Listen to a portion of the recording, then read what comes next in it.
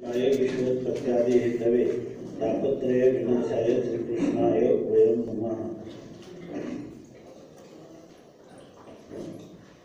संत सम्राट भगवान ज्ञानोबाराय,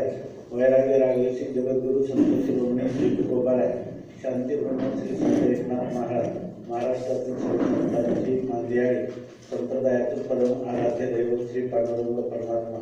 या सर्वांच्या अलौकिक कारण करून अहेतुकी अद्भुत असीम अपूर्व अशा अनुग्रहामुळं आज या ठिकाणी भूवैकुंठ पंढरपूर त्यावरील थोर महिमा या असं ज्या क्षेत्राचं वर्णन केलेलं आहे, जेथे देव येऊनी होती पक्षी असं ज्या क्षेत्राचं वर्णन केले आहे। आणि त्यामध्ये आज या ठिकाणी एक विशेष स्मृतिस्थळ असणाऱ्या शरदचंद्र पवार कॉलेजमध्ये या ठिकाणी या गजानन महाराज शिक्षण प्रसारक मंडळाच्या शिक्षण संस्थेच्या विद्यमाने आजची जी संत वाङ्मयाचा प्रचार आणि प्रसार हा मूळ उद्दिष्ट ठेवून या ठिकाणी जी काही वक्तृत्व सभा आयोजित केलेली आहे यामुळं हे सर्व याच्यामध्ये रिंगण नावाप्रमाणे मूलभूत असणारे त्याचे प्रेरक हे सर्वच अत्यंत धन्यवादाला पात्र आहे। आणि खऱ्या अर्थाने आजच्या काळामध्ये ज्याला आपण आत्यंतिक दुःखाची निवृत्ती आणि परमाशांती किंवा रम्य समाधान समाजाला किंवा जनता जनार्दनाला अपेक्षित असताना भरकटल्यासारख्या अनेक विचार प्रणालीकडे प्रवृत्त होऊन आज जे जग दुःखाच्या गर्तेत आहे त्या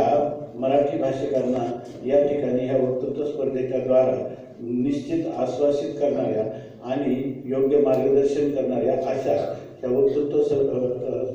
सभेच्या निमित्ताने या ठिकाणी एकत्र सम्मिलित करून अनेक जे गुणवान असणारे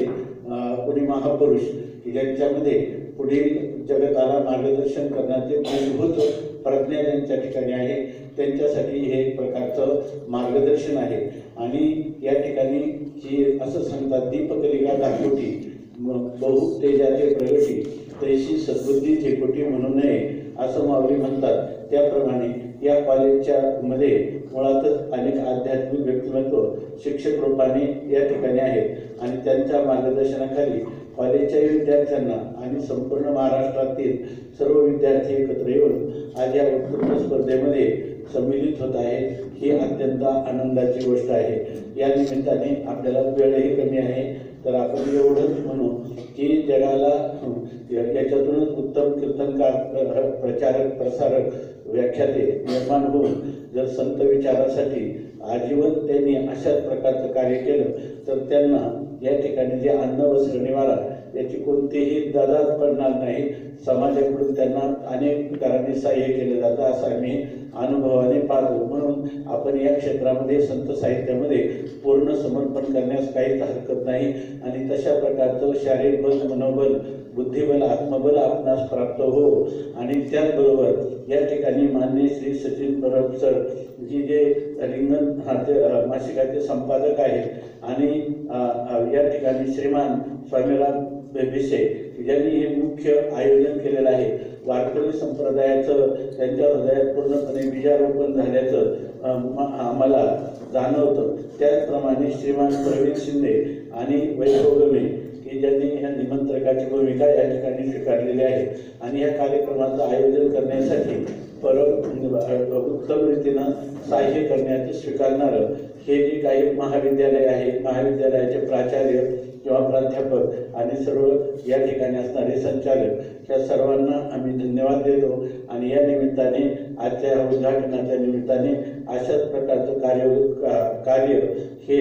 संपूर्ण महाराष्ट्र त्यांच्याकडून जवळून जावं आणि तसं सामर्थ्य त्यांना मिळावं त्यासाठी त्यांना आता सांगितल्याप्रमाणे मनोबल शारीरबल आत्मबल प्राप्त व्हावं यासाठी माऊलीच्या सत्तेतून सर्वेत्र सुखिनः सन्तु सर्वे सन्तु निरामयाः सर्वे भद्राणि पश्यन्तु मा कश्चित् दुःख भाग भवेत् अशा प्रकारची प्रार्थना करून विराम देत आहे।